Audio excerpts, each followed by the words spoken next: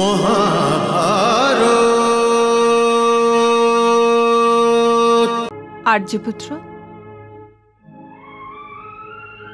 এত সন্তর্পণে কেন এসেছো প্রিয়ে?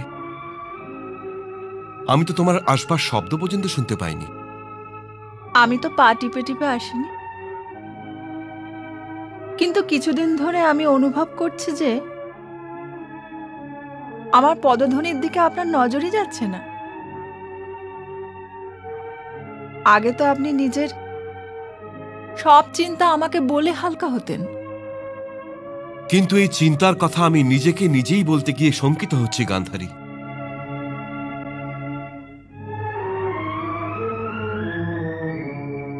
ভুলে যান এই চিন্তাগুলোকে। অনেক বছর পরে হস্তিনাপুর আর পুরো রাজ পরিবারের কাছে একটা শুভ সংবাদ এসেছে। প্রিয় পাণ্ডবদের জীবিত থাকার সংবাদ অনেক চিন্তাকে মন থেকে দূরে সরিয়ে দিয়েছে। আমার এই চিন্তা এই শুভ সংবাদের গর্ভ থেকে জন্মেছে গান্ধারী। এ আপনি কি বলছেন আর্যপুত্র?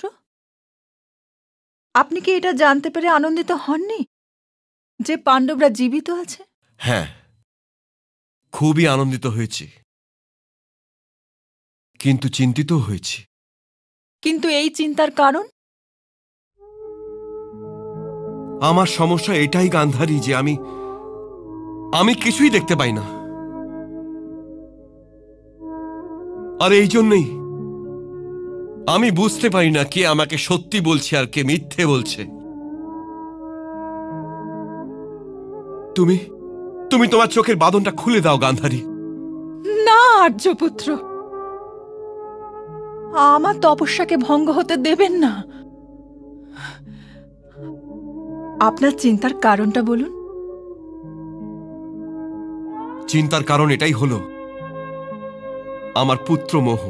আমি ভয় পাচ্ছি যে কখনো পাণ্ডবদের সাথে কোনো অন্যায় না হয়ে যায়। অন্যায় কেন হবে ওদের সাথে? যখন আপনি দুর্যোধনকে যুবরাজ নিযুক্ত করেছিলেন তখন আপনি এটা জানতেন যে পাণ্ডবরা আর জীবিত নেই। ঈশ্বরের কৃপাতে এই সংবাদ মিথ্যে প্রমাণিত হয়েছে। তাই যুধিষ্ঠির থাকতে দুর্যোধনের যুবরাজ হওয়ার প্রশ্ন কোথায় উঠছে আর্যপুত্র? প্রশ্ন তো হলো এটাই গান্ধারী।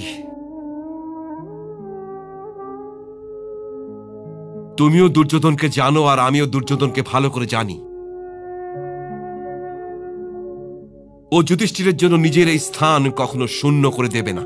কিন্তু ওটা তো ওর স্থান একেবারেই নয় আর্যপুত্র। ওই স্থান ওর কেন নয় গান্ধারী? ও হলো আমার জ্যেষ্ঠ পুত্র। আপনি নিজের উচ্চাকাঙ্ক্ষার মরীচিকা থেকে দূরে সরে আসছেন না কেন আর্যপুত্র?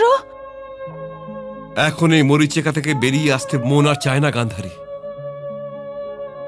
মন চায় না।